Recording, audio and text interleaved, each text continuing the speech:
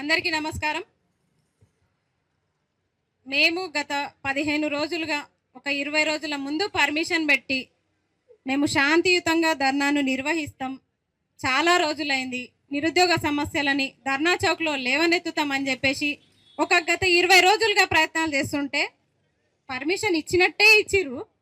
మళ్ళీ నిరుద్యోగులను ఎందుకు ఆపిరో నాకు అర్థమైతలేదు. శాంతియుతంగానే చేసుకుంటామని చెప్పినాం కదా, మీకు స్టేట్మెంట్ కూడా నేను ఇచ్చిన తర్వాత కూడా మా నిరుద్యోగుల్ని ఎక్కడికక్కడ అరెస్టులు, ఎక్కడికక్కడ వాళ్ళని ఒక నలుగురు కనిపిస్తే వాళ్ళని ఆపేసిరు. ఎందుకండి ఇంత నిర్బంధాలు? ఎందుకు ధర్నా చౌక్ పెట్టింది? ఎందుకు మేము ఇంత రిస్క్ తీసుకొని ఖర్చు పెట్టుకొని అందరిని మొబిలైజ్ చేసి మా నిరుద్యోగులందరినీ రండి అని ఇన్వైట్ చేసి వాళ్ళందరూ వస్తుంటే ఆపడం ఎందుకు? నాకు పొద్దున్న లేస్తే న్యూస్ అదే వచ్చింది, ఎక్కడికక్కడ అరెస్టులు చేస్తున్నారు, ఆపుతున్నారు, మా షాప్ల ముందు కూర్చుంటున్నారు అని. మేము శాంతియుతంగా నిర్వహిస్తామని చెప్పినాం. ఏం చేసినాం చెప్పండి? ఇక్కడికి వచ్చి మైకులు పట్టుకొని మా ఆవేదననే వ్యక్తం చేసినాం కదా, అంతకుమించి ఏమైనా చేసినామా? ఆ అవకాశం కూడా లేకపోతే ధర్నా చౌక్ని ఎత్తేయండి దయచేసి. ధర్నా చౌక్ పేరిట మీరు మమ్మల్ని పర్మిషన్ ఇచ్చినట్టే ఇస్తారు, ఇబ్బంది పెడతారు. అయినా సరే ఇప్పటిదాకా సహకరించిన పోలీసు వారికి, మీడియా మిత్రులందరికీ కూడా కృతజ్ఞతలు. అలాగే ఇన్ని నిర్బంధాల మధ్యలో కూడా దాటుకొని ఈ ధర్నాకు వచ్చి విజయవంతం చేసిన ప్రతి నిరుద్యోగికి కృతజ్ఞతలు. మీరు హ్యాట్స్ ఆఫ్. ఎందుకంటే చాలా ఇబ్బంది పెట్టింది నాకు తెలుసు, ఎక్కడికక్కడ ఆపేసిరు, అయినా సరే వచ్చిర్రు. మీరంతా ఎందుకు వచ్చిర్రు?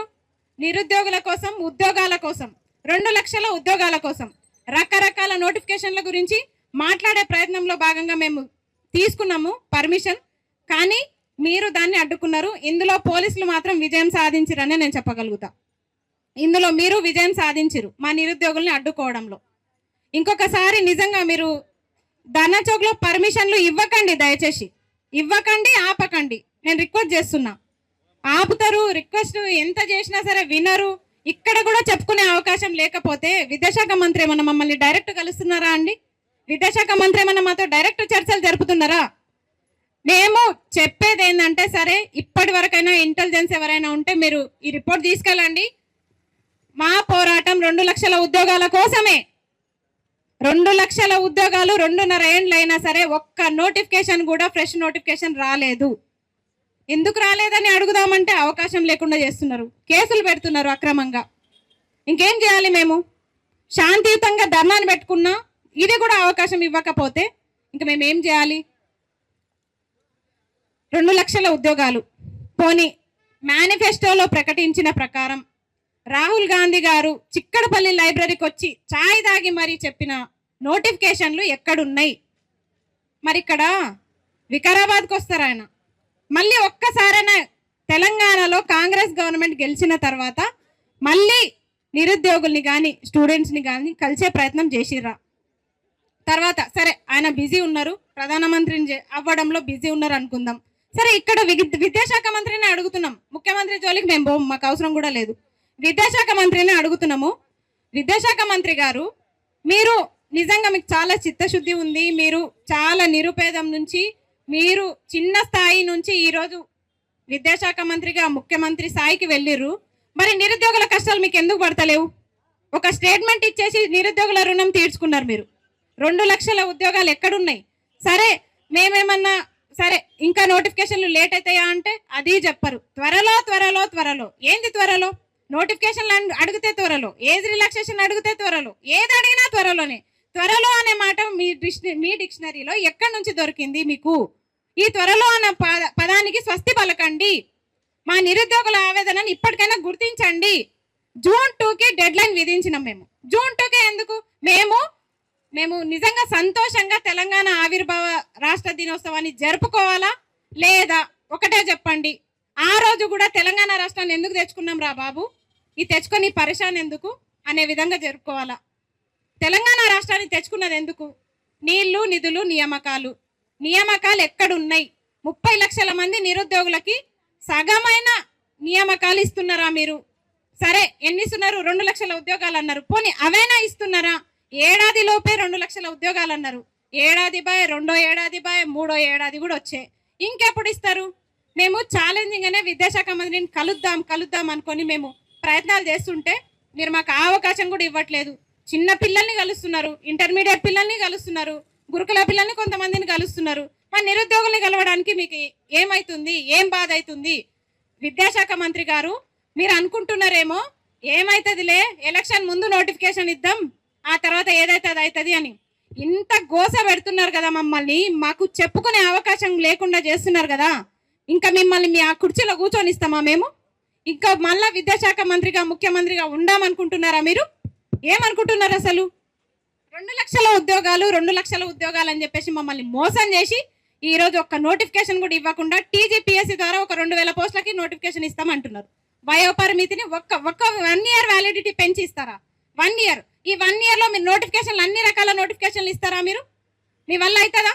చెప్పండి. ఫస్ట్ మీరు చెప్పాల్సిన మాట వ్యాలిడిటీ 1 ఇయర్ అని కాదు, ఈ 1 ఇయర్లో అన్ని రకాల నోటిఫికేషన్ ఇస్తామని మీరు చెప్పాలి కదా. లేకపోతే జూన్ 2లోగా అన్ని రకాల నోటిఫికేషన్లు ఇస్తామని చెప్పాలి కదా. మేము డెడ్ లైన్ ఏం విధిస్తున్నామంటే, ఇంకొకటి జీవోలు, ఓటీఆర్కి లాస్ట్ డేట్లు. అసలు ఓటీఆర్కి లాస్ట్ డేట్ ఎందుకండి? డిగ్రీ అయిపోయిన విద్యార్థులందరూ కూడా అప్లై చేసుకుంటారు, అప్డేట్ చేసుకుంటారు. ఓటీఆర్కి లాస్ట్ డేట్ ఎందుకు? ఇంకా జీవోలన్నీ అడ్డమైన జీవోలు. అసలు 46 జీవో నంబర్ 4, 108 జీవో, 29 జీవో, ఇట్లా ఈ జీవోలన్నీ నిరుద్యోగులకు హానిగా ఉన్నాయి, ఈ జీవోల వల్ల ఉద్యోగాలు కోల్పోతున్నాం అని చెప్తుంటే ఉన్న జీవోలు రద్దు చేయకుండా కొత్త జీవోలను పుట్టిస్తున్నారు మీరు. అసలు ఈ జీవోలన్నీ మాకు ప్రాబ్లం క్రియేట్ చేస్తున్నాయని చెప్తున్నాం కదా, వద్దని చెప్తున్నాం కదా. విద్యాశాఖ మంత్రి గారు, సరే మీ దగ్గర డబ్బులు లేకపోతే పరిపాలన చేసే విధానం ఇది కాదు. నిరుద్యోగుల దగ్గర ఫీజులు వసూలు చేయడం కాదు, నిరుద్యోగుల దగ్గర ఎక్కువ ఫీజులు వసూలు చేయడం కాదు, నిరుద్యోగుల దగ్గర ఫ్రీ ఎగ్జామ్స్ నిర్వహిస్తా, ఎలాంటి ఫీజులు తీసుకోకుండా నిర్వహిస్తా అని చెప్పిన మా ముఖ్యమంత్రి గారు ఇప్పుడు ఎక్కడున్నారు? ఆ మాట ఎట్లా తప్పుతున్నారు? ఒక్కొక్క ఫీజు ఒక్కొక్క ఎగ్జామ్కి 1500, 1500కి మించే ఉంటుంది. ఎక్కడి నుంచి కట్టాలండి? ఎక్కడి నుంచి వస్తాయి డబ్బులు? రూమ్ రెంట్ 4000 కట్టాలి, నెలకొక ఎగ్జామ్, ఏదో ఒక ఎగ్జామ్ ఉంటుంది, టెట్ ఎగ్జామ్ ఉంటుంది, ఏదో ఒక ఎగ్జామ్ ఉంటుంది, ఆ ఎగ్జామ్లన్నీ ఫీజులు కట్టుకోవాలి. అంటే ప్రతి నెల విద్యార్థులకి ఆర్థిక భారం 10,000 పైన పడుతుంది. నిరుద్యోగ భృతి ఇవ్వలేదు, యువ వికాసం ఎటుపోయిందో తెలియదు. ఇవన్నీ నిరుద్యోగులకు మీరు ఇస్తా అన్న భరోసాలే కదా, ఎక్కడున్నాయి చెప్పండి. అందుకే మేము ఇక్కడ శాంతియుతంగా ప్రొటెస్ట్ చేద్దామని అనుకున్నాము, కానీ ఇందులో కూడా మీరే విజయం సాధించరు. ఇంకెక్కడా ఉద్యోగాలు ఇస్తారు? నిజంగా మీకు ఉద్యోగాలు ఇచ్చే ఉద్దేశం ఉందా లేదా? మాకు జూన్ 2లోగానే తెలియజేయాలి, లేకపోతే జూన్ 2 రాత్రి 12 గంటల వరకు చూస్తాం. ఒకవేళ జూన్ 2లోగా మీరు ఉద్యోగాలు ఇవ్వని పక్షంలో జూన్ 3 రోజు మీరు పరిణామాలు ఊహించలేరు. మరో తెలంగాణ ఉద్యమాన్ని తలపించే విధంగా మేము చేస్తాము. నిరుద్యోగ ధూమ్ధాంలు, నిరుద్యోగ రాస్తారోకోలు, నిరుద్యోగుల వంట వార్పులు అన్ని నిరుద్యోగుల పేరిట జరుగుతాయి. ఒకవేళ మీరు పర్మిషన్లు ఇవ్వకపోయినా, మీరు పర్మిషన్లు ఇస్తేనే తెలంగాణ ఉద్యమం జరగలేదు, మీరు పర్మిషన్లు ఇస్తేనే తెలంగాణ ఈరోజు రాష్ట్రం ఏర్పడలేదు. మీరు పర్మిషన్లు ఇవ్వకపోయినా ఈ రోజు కూడా ఈ ఉద్యమాన్ని ఎవరు ఆపలేరు. మళ్ళా చెప్తున్నాం, అల్టిమేటం జూన్ 2 వరకు అన్ని రకాల నోటిఫికేషన్లు ఇవ్వాలి. ఇవ్వకపోతే ఖబర్దార్ చెప్తున్నాం. గత సంవత్సరం మీరు నోటిఫికేషన్లు ఇవ్వకనే జూబ్లీ హిల్స్ దాకా వచ్చినాం. ఈసారి ఇవ్వకపోతే కొడంగల్కి వస్తాం చెప్తున్నా, కొడంగల్కి వస్తాం నిరుద్యోగులం అందరం. కొడంగల్కి వచ్చి మీ భరతం పడతామని చెప్తున్న విద్యాశాఖ మంత్రి గారు, నేను విద్యాశాఖ మంత్రికే వార్నింగ్ ఇస్తున్నా, ఎవరిని కూడా ఏమనట్లేదు, విద్యాశాఖ మంత్రిని హెచ్చరిస్తున్నా. మాకు నిరుద్యోగులకి విద్యా వ్యవస్థతోటి విద్యాశాఖ మంత్రితోటే సంబంధం, మిగతా ఎవరితోటి మాకు అవసరం లేదు. విద్యాశాఖ మంత్రి గారే మాకు దీనికి ఆన్సర్ ఇవ్వాలి. విద్యాశాఖ మంత్రి గారు మీరు ఏం చెప్తారో ఈ సభ తర్వాత ఇక్కడ 10 మంది ఉన్నారా, 20 మంది ఉన్నారా, 100 మంది ఉన్నారా సంబంధం లేదు. ఆ 100 మందిలో 10 మంది గొంతుక ఏంది, వాళ్ళ ప్రశ్నలు ఏంది, మీరు ఇచ్చే దానికి సమాధానం ఏందో మాకు తెలియాలి. మేము నిజంగా కొడంగల్ వరకు వచ్చేటట్టు చేసుకోకండి, మీ ఇంటి ముందుకు వచ్చేటట్టు చేసుకోకండి. ఇంకొకటి ప్రతి ఎమ్మెల్యేలకు కూడా చెప్తున్నామండి, మీరు మా వల్లనే గెలిచిరు కదా, మేము తిరుగుతూనే గెలిచిరు కదా, మరి ఈరోజు గుర్తొస్తలేరా నిరుద్యోగుల గురించే మాట్లాడదాం, ఎందుకంటే సభ అదే కాబట్టి. నిరుద్యోగులు అధిక పాత్ర వహించి మీకోసం కష్టపడితే ఈరోజు మీరు ఎమ్మెల్యేలుగా ఉన్నారు. మీరు ఇంకో 2.5 సంవత్సరాలు ఎమ్మెల్యేలుగా ఉంటారు. మరి నిరుద్యోగులు గుర్తొస్తలేరా మీకు? ఏం పెంచిరు? ఏజ్ రిలాక్సేషన్ పెంచినాం అంటున్నారు. ఒకసారి ఆలోచించండి నిరుద్యోగులారా, 1 ఇయర్ పెంచిర్రా, 44 ఇయర్స్ పెంచిర్రా? 1 1 ఇయర్ వ్యాలిడిటీతో ఇచ్చిన ఆ జీవో కొనసాగిస్తున్న జీవో 1 ఇయర్ పెంచినట్ట 44 గంటలు పెంచినట్ట? ఎవరి కోసం ఆ జీవో 1 ఇయర్ వ్యాలిడిటీ పెంచిర్రు? అంటే మీ పీరియడ్ అయిపోయే వరకు ఆ జీవోని పెంచుకున్నారా మీరు? ఎవరికి కావాలి 1 ఇయర్ వ్యాలిడిటీ? మీరు చెప్పినట్టు ప్రతి ఏటా ప్రతి సంవత్సరం 2 లక్షల ఉద్యోగాల నోటిఫికేషన్లు విడుదల చేసి మీరు 1 ఇయర్ ఇచ్చినా అసలు ఏది రిలాక్సేషన్ ఇవ్వకపోయినా ఎవరం అడగం. 3 సంవత్సరాల నుంచి నోటిఫికేషన్ లేదు ఈ ప్రభుత్వం వచ్చిన తర్వాత, అయినా ఇవ్వట్లేదు ఎందుకని చెప్పేసి మేము అడుగుతుంటే పెంచుతాం త్వరలో త్వరలో. ఏంది త్వరలో? విద్యాశాఖ మంత్రులకు మేము చెప్తున్నాము, ఇప్పటికైనా కళ్ళు తెరవండి. నిరుద్యోగులకు ఇచ్చిన హామీలను మీరు వెంటనే అమలు చేయండి. జూన్ 2 లోపు అన్ని రకాల ఉద్యోగ నోటిఫికేషన్లు విడుదల చేయాలి, అన్ని జీవోలని రద్దు చేయాలి, మెగా డిఎస్సి జంబో నోటిఫికేషన్ ఇవ్వాలి. పక్క రాష్ట్రాలు ఇస్తున్నాయి, మీకేం రోగం వచ్చింది? విద్యాశాఖ మంత్రి గారు కొంచెం నిద్రల నుంచి మేల్కోండి.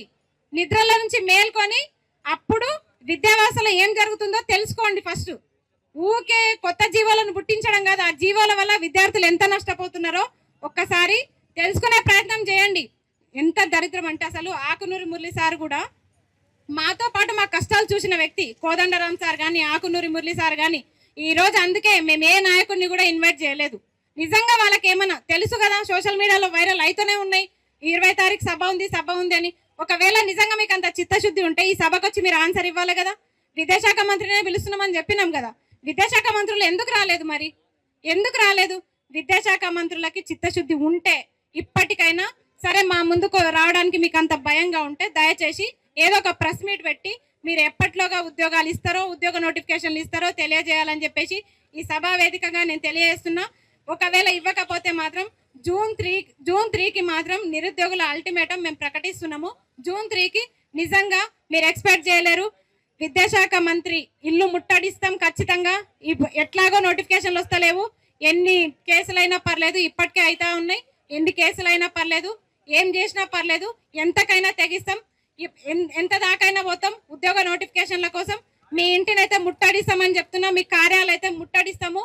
నిరుద్యోగుల తరపు నుంచి మేము హెచ్చరిస్తున్నాము.